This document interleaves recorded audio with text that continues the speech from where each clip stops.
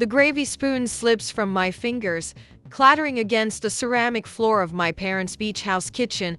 Warm brown liquid splatters across my apron like a Rorschach test of my family's indifference.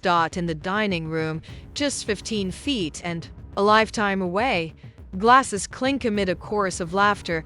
They started without me. I stand frozen, listening to the cheerful din washing over the polished marble countertops.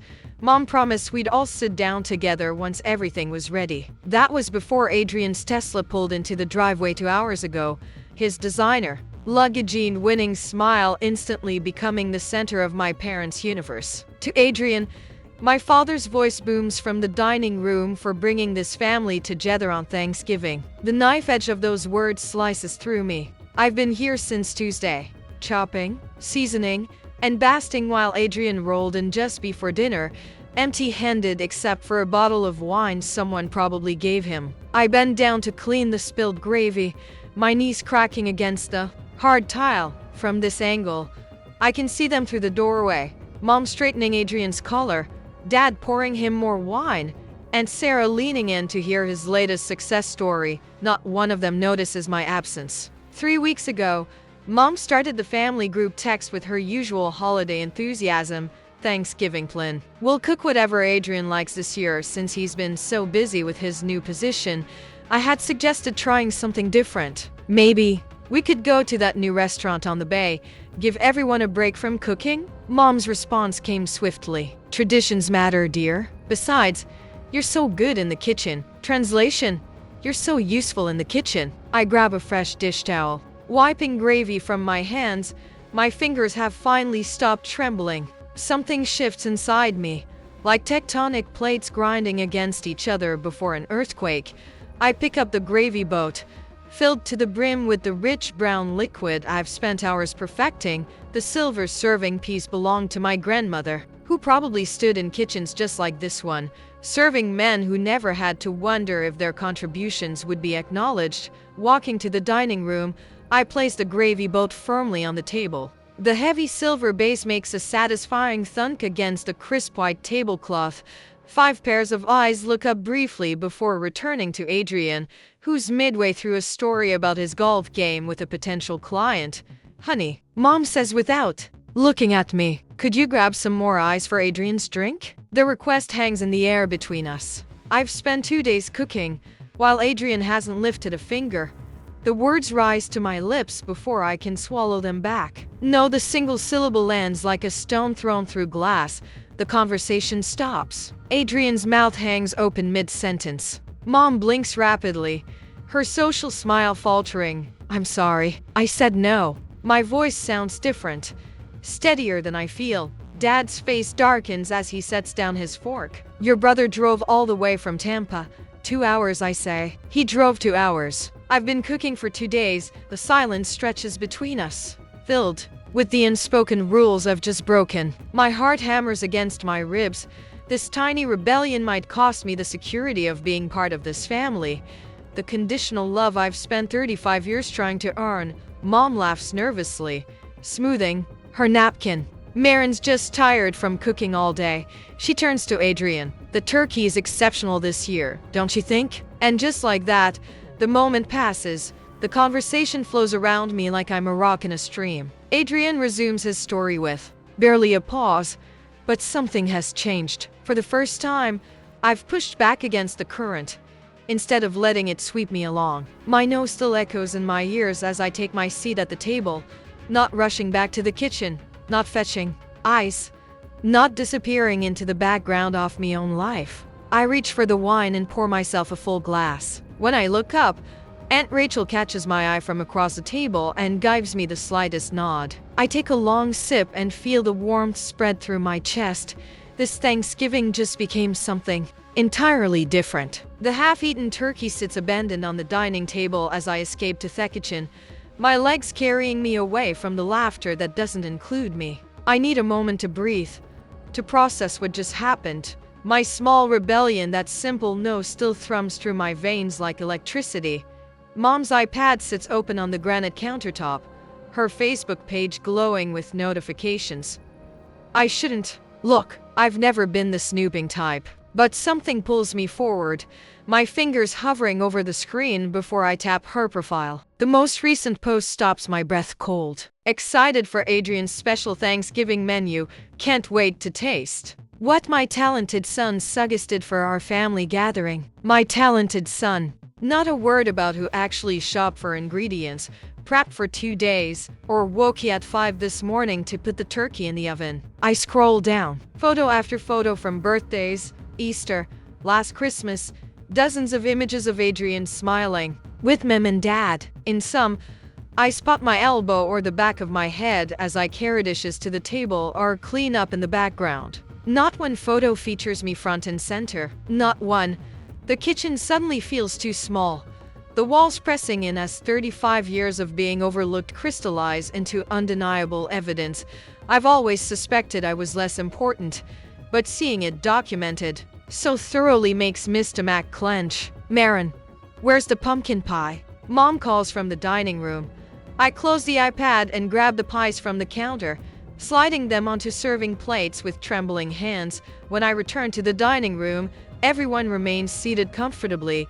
Adrian at Dad's right hand, Mom beaming beside him, and Sarah leaning in to catch every word. Just set them on the sideboard, honey, Mom says without looking up. You can serve from there. I place the pies down and stand awkwardly, knife in hand, as the conversation flows around me. Adrian, tell them about your new place. Mom prompts, touching his arm. He leans back, stretching his designer shirt across his shoulders. Just closed last week. Perfect little beach house in Siesta Key. We should all go down for a visit, Dad says, his voice warm with pride, like our Key West trip last spring. The knife nearly slips from my fingers. What Key West trip? A moment of awkward silence falls before Mom laughs lightly. Oh, it was just a quick weekend getaway. You were so busy with work. I was never invited, I say, the words falling like stones. Adrian shifts uncomfortably, but Aunt Sarah jumps in. Speaking of family gatherings, I wanted to tell you, Adrian, I've decided you should have a Grandma's china cabinet. It would look perfect in your new dining room. The cabinet I've admired since childhood. The one I'd hoped would someday hold my own collection of depression glass. Thanks, Aunt Sarah, Adrian says, not meeting my eyes. That's really generous.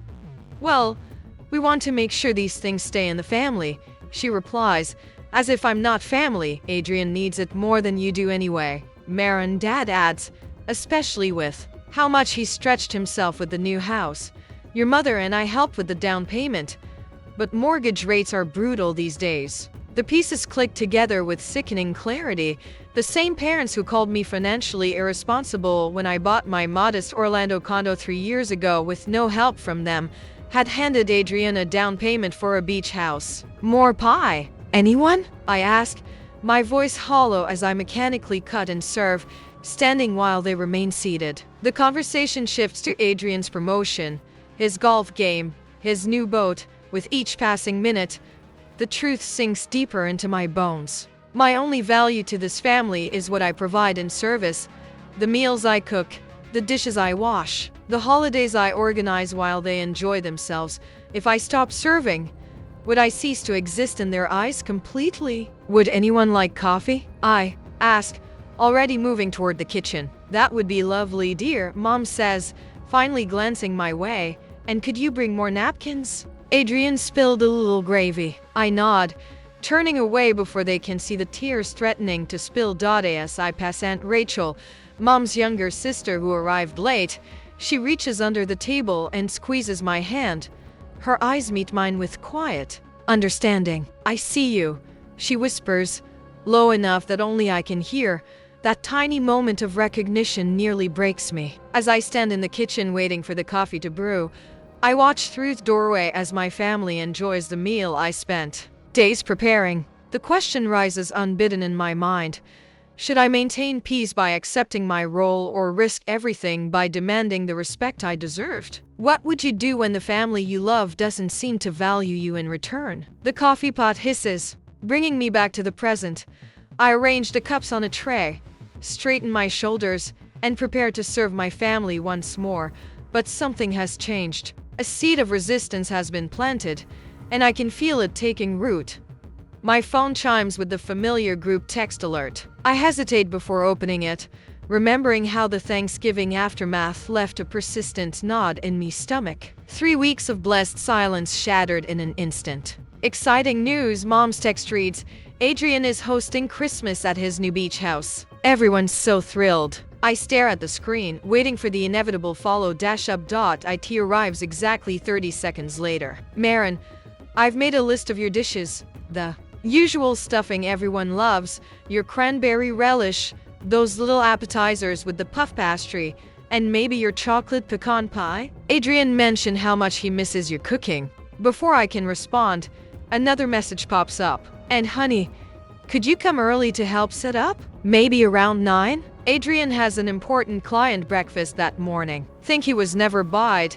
My thumbs hover over the keyboard. The audacity is breathtaking. Not, would you mind making? Or, if you have time, but a direct assignment of labor. As if my time, my career, my life holds no value compared to Adrian's impotent client breakfast. I toss my phone onto the couch and walk to the kitchen. The headache that's been threatening all day pulses behind my right eye. Marin, did you update the Henderson pitch? My boss's voice cuts through the office buzz Monday morning. He stands at my cubicle entrance, arms crossed. I'm working on it now, I say, minimizing the Christmas shopping website I'd been scrolling through. I'll have it to you by 3. No, it was due Friday. His disappointment weighs heavier than anger would. The client meeting is tomorrow morning. This isn't like you. It isn't like me. I've always been the reliable one. The one who stays late. The one who makes everyone else look good. At work, at home, everywhere. That night, I barely sleep. My stomach churns with acid that burns up my throat. The clock reads 3:17 a.m. when I finally give up, padding to the bathroom for antacids. This is the 3rd night this week. As Christmas approaches, the insomnia worsens, my body rebelling against obligations my mind tries to accept. I pull a notebook from my nightstand drawer. Things I want. I write at the top, then I stare at the empty page. What do I want? Has anyone ever asked me that question? Have I ever asked myself? The next morning, I arrive at work an hour early. I finish the Henderson pitch, then start on next week's projects. When my boss stops by to check on me, I say, I've completed everything due this week. I'm taking Friday off. Not asking, telling. He blinks, surprised by my directness. Sure, you've got the time. Everything okay? Just taking care of myself, I reply, the words feeling foreign in my mouth. Thursday afternoon. Jessica from accounting leans against my cubicle wall. A bunch of us are having a holiday thing Saturday night. No family drama allowed. Just friends, food, and questionable karaoke choices. You in? I don't know. I hesitate. I've got so much to do before Christmas at Adrian's. Come on. She nudges my shoulder. One night for yourself won't kill you. Something about her casual invitation cracks the tension I've been carrying. I burst into genuine laughter for the first time in weeks. Questionable karaoke, huh? That bad? Horrific. She grins. Dave from It does an interpretive dance to Total Eclipse of the Heart that will haunt your dreams. I find myself nodding. Okay. I'm in. The possibility of joy. Simple, uncomplicated joy. With people who expect nothing from me except my presence. Feels like coming up for air after being underwater too long. Friday off. I spend the whole day away from the kitchen outside, just by myself. Saturday, I was testing new recipes I found on the internet, prepared and went to hang out with friends from work. My phone rings Sunday evening. Mom's name lights up the screen. I consider letting it go to voicemail, but something inside me has shifted. Hi, Mom. I answer, keeping my voice neutral. Marin, I'm finalizing Christmas plans. Did you get my text about coming early to help Adrian set up? We're counting on you. He's so busy with his new promotion. I watch my knuckles turn white around the phone. The familiar script unfolds. Adrian's needs elevated.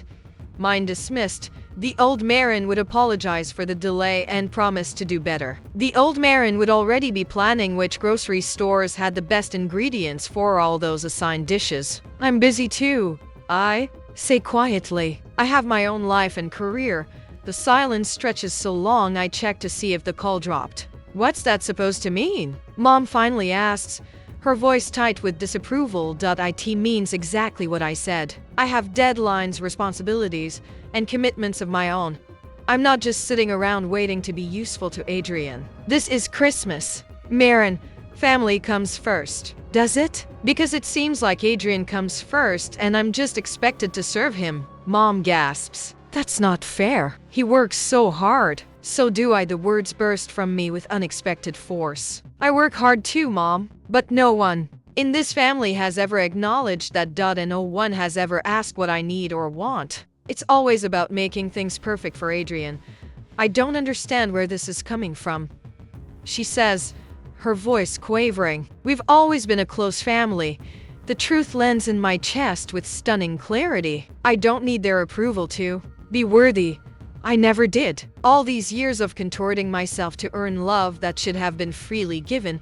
What a waste. I'll think about Christmas, I say calmly. I'll let you know what I decide.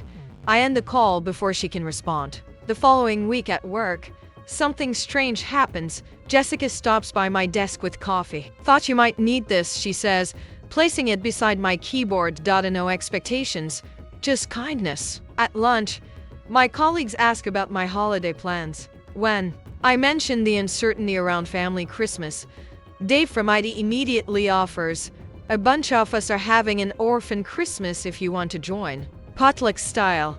Everyone brings something they actually enjoy making. The contrast staggers me. These people, some I barely know beyond professional courtesy, asking what I want rather than telling me what they expect me to give. Thanks, I say, standing a little straighter. I might take you up on that. That evening, I open my laptop and begin drafting an email to my family. The words flow with surprising ease. Dear Mom, Dad, and Adrian, I type. I've given a lot of thought to Christmas. This year, I've decided not to attend the gathering at Adrian's beach house. I explain my feelings without accusation, simply stating facts. Years of unbalanced expectations, the toll on my health and career, my need to create boundaries that honor my worth. An hour later, my phone rings. Aunt Rachel's name appears on the screen. Your mother called me, she says without preamble. She's quite upset. My heart sinks. I'm sorry if she dragged you into this. Don't be. Aunt Rachel's voice softens. I wanted you to know that whatever you decide about Christmas, I support you. It's long overdue, Maren. Tears spring to my eyes at this unexpected alliance. Thank you, I whisper. After we hang up, I return to my laptop. Yet my phone lights up again. Mom calling. I take a deep breath and decide. I take 3 deep breaths before answering. Exactly as Jessica advised during our lunch yesterday. Hello, Mom. My voice comes out, steady, a stark contrast to the nervous tremor that usually accompanies these calls. Maren, we need to discuss Christmas arrangements. She launches in without preamble. Adrian wants to know which dishes you're bringing. He's planning the table settings. I press my palm flat against the cool granite of my kitchen counter. I won't be coming to Adrian's for Christmas. The silence that follows stretches so long I check my screen to ensure we haven't disconnected. That's ridiculous. Her voice returns, higher pitched than before. Of course you're coming. Your brother has a brand new house to show everyone. I've made other plans. I maintain eye contact with my reflection in the microwave door, refusing to look away from myself. What other plans could possibly be more important than family? The familiar dismissive tone creeps in. My plans are important because they're mine. Each word comes out distinct. Like stepping stones across a rushing stream, I've spent every holiday cooking, serving, and cleaning while everyone else enjoys themselves, including Thanksgiving last month when you all started eating without me. You're being overly sensitive. I cooked for 2 days straight. Dad toasted Adrian for bringing the family together while I was still in the kitchen. You promised we'd all sit down together. For the first time in our decades of conversations, Mother has no immediate retort. The silence carries weight. Well, she finally manages. I'm sorry if you felt unappreciated. I didn't feel unappreciated. I was unappreciated. The distinction matters. I'm making different choices this year. I'm making different choices this year. You'll break your father's heart. Her voice wavers with practiced fragility. He's been telling everyone how proud he is of his children. I almost laugh. When did Dad last tell me he was proud of me? He didn't even acknowledge my promotion last spring. That's not fair. She stops abruptly. He what? He's not good with words, she offers weakly. Not like Adrian. Adrian is good with words because you and Dad hang on every one of them. You've spent my entire life treating him like the star of the show while I work backstage. Her breathing changes. I suppose we've taken you for granted. The admission, however, small, stuns me into momentary silence. My prepared arguments dissolve as unexpected tears prick my eyes. What would it take to fix things, she asks. When Mom asks what it would take to fix things, I hesitated. Should I give them another chance to change patterns built over decades? Or was it I'm to prioritize my own well-being even if it meant spending holidays apart? I hang up without answering, promising to think about it. Jessica arrives at my condo an hour later with takeout and her laptop. Operation Freedom. Christmas is underway, she announces, setting containers of pad thai on my coffee table. You're ridiculous, I say, but the knot in my chest loosens for the first time in days. Look at these options. She flips open her laptop, displaying a booking site. Key West has vacancies at that boutique hotel we've been eyeing. Christmas on the beach instead of Christmas in servitude. I stare at the images of turquoise waters and swaying palms. Your happiness isn't contingent on their understanding. My phone buzzes with Aunt Rachel's name. Speaking of family, I murmur, answering the call. I heard you're skipping Adrian's Christmas extravaganza. Rachel's voice carries none of my mother's accusation. News travels fast. Your mother called in reinforcements. She wanted me to talk some sense into you. My stomach tightens.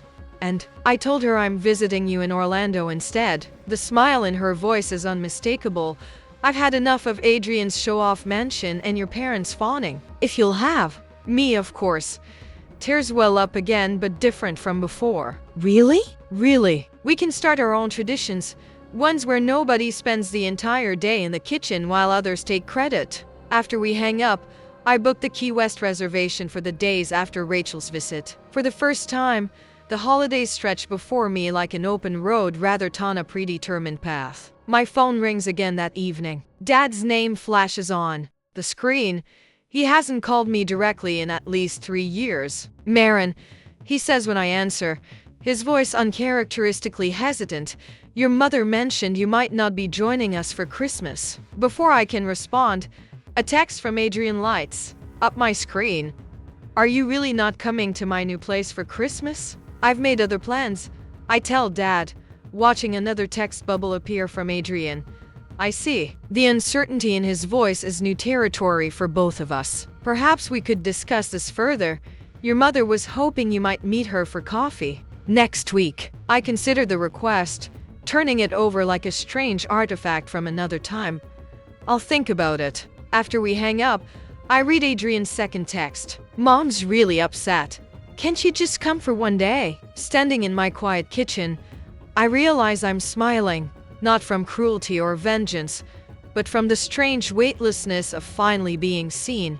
They've noticed my absence. It's a start. Next week, Wednesday, the holiday music floating through Sunflower Cafe feels like an ironic soundtrack to the tension unfolding at our corner table. Mother sits across from me, her hands clasped around a mug of peppermint mocha she hasn't touched. Between us lies the worn leather photo album. She brought a tactical prop in her arsenal of manipulation. Your brother needs you, Marin, she says, flipping to a page with Adrian's kindergarten graduation photo. This isn't just about Christmas dinner. It's about family obligations.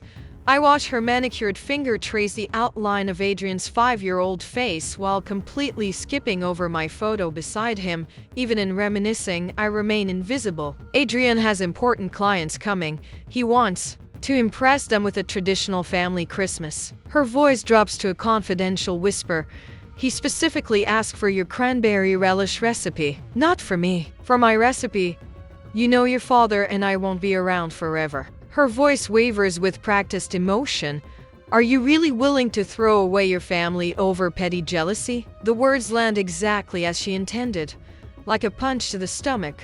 For a moment, I feel the familiar guilt rising in my throat. But then I notice her eyes darting to check if her performance is having the desired effect. I reach into my bag and pull out my own folder. I brought something too, I say, my voice steadier than I expected.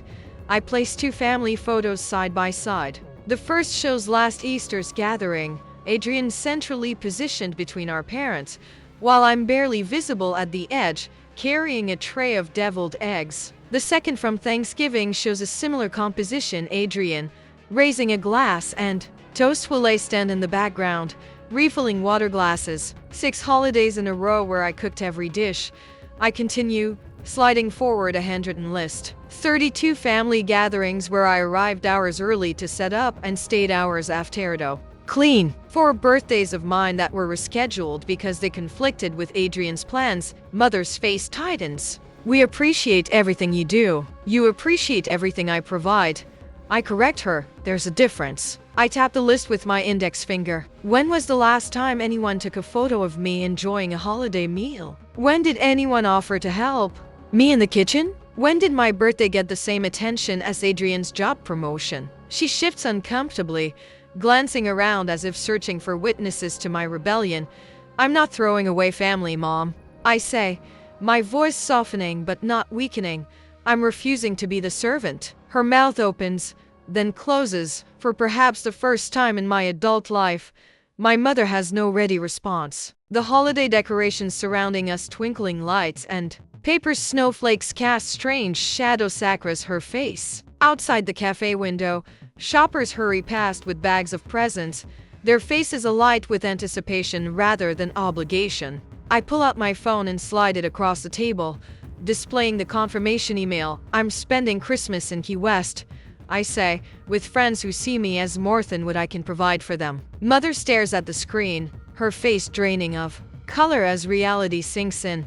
Her fingers clutch her untouched coffee mug so tightly her knuckles whiten. You've already booked it? The question comes out hollow, disbelieving. Jessica and I leave Christmas Eve morning. But what about Adrian's dinner? The genuine confusion in her voice speaks volumes. She truly cannot imagine a world where me brother's needs don't automatically supersede mine. Adrian has 2 hands that work perfectly well, I reply, and a kitchen full of appliances with instruction manuals. She looks at me as if I've suggested he perform brain surgery. He doesn't know how to cook a turkey. YouTube exists, I say simply. I learned most of my recipes there when no one taught me. The barista calls out another customer's order. Holiday. Music continues playing. Life goes on around us while my mother processes that her reliable kitchen servant has resigned without notice. When our bill arrives, I take it before she can reach for her purse. This one's on me, I say, placing my credit card on the small tray, no strings attached. It's a small gesture, but the symbolism isn't lost on either of us. For decades, every gift, every favor from my parents came with invisible strings, expectations of service, compliance, and gratitude for their conditional love. Mother gathers her photo album, her movements stiff and uncertain. As we stand to leave, I touch her arm gently. When you're ready to have a daughter instead of a servant, I'll be here, I say. I've always been here. You just need to see me. She doesn't respond, just nods once before walking out into the December afternoon. I watch through the window as she sits in her car for several minutes, not starting the engine, just staring straight ahead. That evening, Jessica helps me pack for our trip while sharing office gossip to lighten the mood.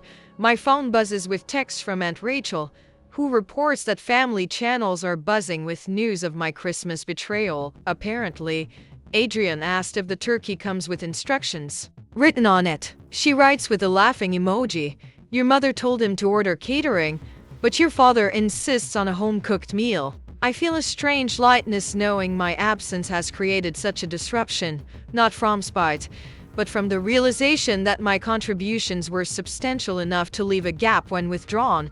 The family group chat has been noticeably silent. No guilt trips, no angry messages, just the digital equivalent of stunned silence. As Jessica and I toast to our upcoming beach Christmas with glasses of wine, My phone lights up with a text. It's from my father, the first direct message he sent me in years without Mimitar as intermediary. "We need to talk," it reads. I set the phone down without responding, feeling neither triumph nor regret, just the quiet certainty that whatever happens next, I won't be returning to the kitchen while others enjoy the feast I've prepared during Christmas time. The Key West sun warms my face as I stretch out on a beach towel beside Jessica. Laughter bubbles from my chest when our friend Theo performs an exaggerated impression of his boss. For once, I'm not bustling around serving others. I'm simply present, soaking in the moment.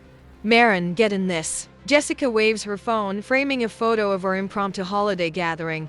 I slide between Theo and Jessica, smiling without reservation. The camera clicks, capturing my relaxed posture and genuine smile. 3 days in Key West, and I haven't once apologized for taking up space. "Your pick for dinner tonight," Theo says, passing me the local restaurant guide.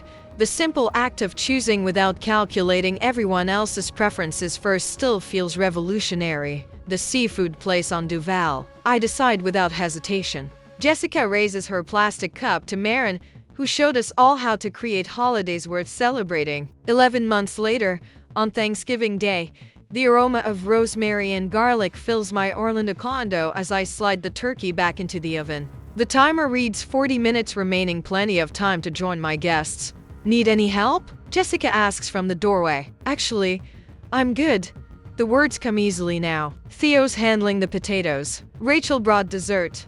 Everything's under control. When I enter my living room, Aunt Rachel pats the sofa beside her. "This beats Adrian's stuffy dining room," she whispers, squeezing my hand. My Thanksgiving table looks nothing like my mother's perfectly coordinated settings.